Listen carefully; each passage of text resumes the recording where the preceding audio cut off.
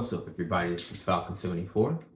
So we got the Saul Canelo Alvarez versus Terrence Bud Crawford fight coming up September 13th at Allegiant Stadium. So I'm listening to all the breakdowns of the fight, reading boxing forums, just listening to people's thoughts on the fight. And there's quite a few people chiming in on this fight. And a lot of people got a lot of things to say. But in my opinion, a lot of it is rooted in people projecting their fears on Terrence Crawford, just thinking that the weight jump is going to be too much. You're taking on a fighter that's just as talented and skilled as yourself with the similar level or more of experience. And I think people are too used to seeing showcase fights in the sport of boxing. And a lot of these fighters are products of matchmaking, even though that they have some level of skill. But a lot of times we don't really know where they sit because fighters don't often challenge themselves, or they're not often matched with the particular style that gives them fits. So if you put a fighter in a bunch of showcase fights, that ultimately just stunts their growth. So when they get in the ring with a fighter that challenges them, then it doesn't really work out the same way. But I'm really just astounded by the amount of people that are picking Terrence Crawford that are being super timid about it. Seems like they're being like extra politically correct when they give an answer or an account of what they believe, And I don't know, man. It's just kind of rubbing me the wrong way. I'm not a real emotional person when it comes to the sport of boxing, but I know I just kind of see it as a level of stupidity. The only reason people are picking Canelo Alvarez is they're remembering a Canelo Alvarez from a certain time period. And not to mention, we're not even sure if this Canelo Alvarez even really exists. This Canelo Alvarez might be a product of the clenbuterol situation, the scandal. Who knows? But this time, it's a different period. There's a thought process in boxing that if a fighter has about 3 to 4 flat performances, that's usually an indication of slippage. If I look at Terrence Crawford's last 4 fights and look at Canelo Alvarez's 4 fights, I don't know. Crawford looks to be the more stable fighter, if you ask me. I understand that Crawford's going up in weight and he's going to be campaigning in a weight class where he's never campaigned before. I understand that in his last fight, people are used to seeing him knock out his opponents and just overwhelm his opponents. But you got to understand something. Canelo Alvarez is a different kind of opponent than his last opponent in Israel Madrimov.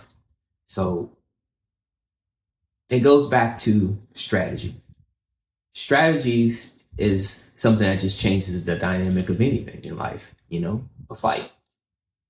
If I don't cooperate with you according to your strength, so Canelo Alvarez's strength is, listen, if you stand in front of Canelo Alvarez, that puts him in position to exert his strength of his power, his body punching ability. It puts you in position to get hit. Now, if you employ a strategy that does not allow you to do such a thing, Madrimov did that. He got out of harm's way. But guess what? On the flip side of it, it's not a tactic that'll help him win the fight. Okay? So, if you think about it, Spence stood right in front of Crawford.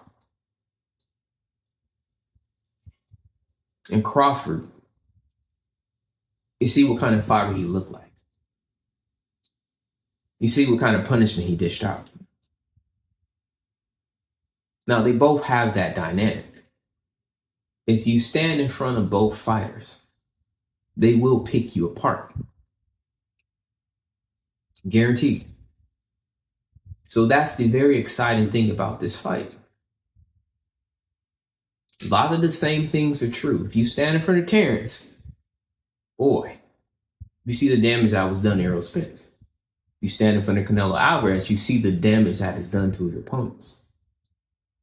They both have a great IQ. They both have great skill level. They both have a great level of experience, a host of experience.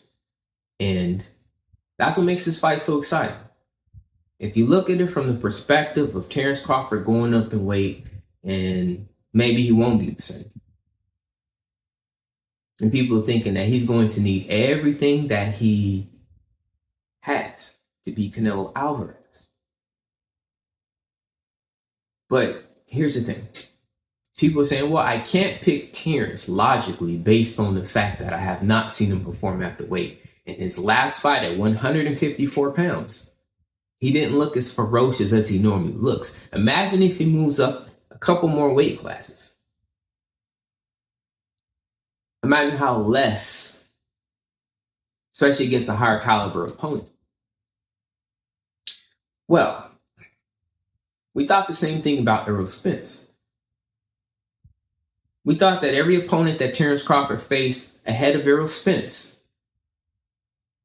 we thought that Spence was bigger, stronger, better IQ than all of those fighters.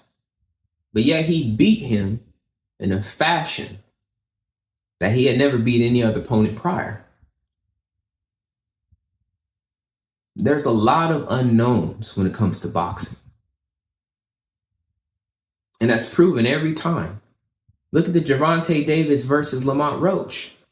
Nobody really knew that would happen, save a few people. But sometimes the matchmakers get it wrong. Sometimes Vegas gets it wrong.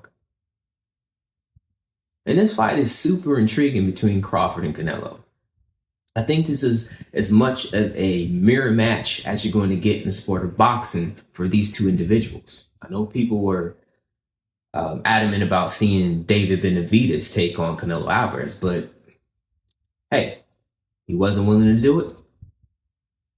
People talking about there's matches for Crawford at 154, but what happened? Crawford was supposed to face Jermell Charlo for Undisputed at 154. What happened? He went up in weight to take on Canelo Alvarez. So you see how the boxing game works.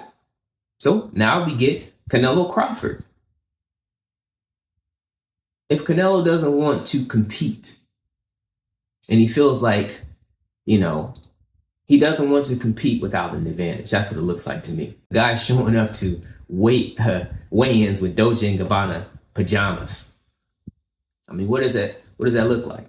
What does it say his mind state is? Is he hungry? You got Terrence Crawford that he's still looking to make a statement in his career. He might be 38. Well, who cares? Bernard Hopkins fought at well into his 50s. And although he, took on Sergey Kovalev, hey, he competed well. He even beat John Pascal. Not that Pascal is anything great, but I mean, that's still tough. To go up in weight and beat a young fighter. Bernard Hopkins wasn't at his natural weight, at that high of a weight. I mean, So, who knows? People are always trying to say certain things before fighters get into the ring. Don't count your chickens before they hatch. All right? So anyway, I think it's going to be a great fight. I'm looking forward to it. But, my beef is, people are just, I hear all kinds of stuff when it comes to this fight. People are just talking a lot. And I get sick of people talking about the weight. I get sick of people talking about the politics advantage, the weight advantage. But, come fight night, we'll see. Anyway, that's my thoughts on the fight, man. Y'all take care, man. And Falcon 74 signing out. Salute.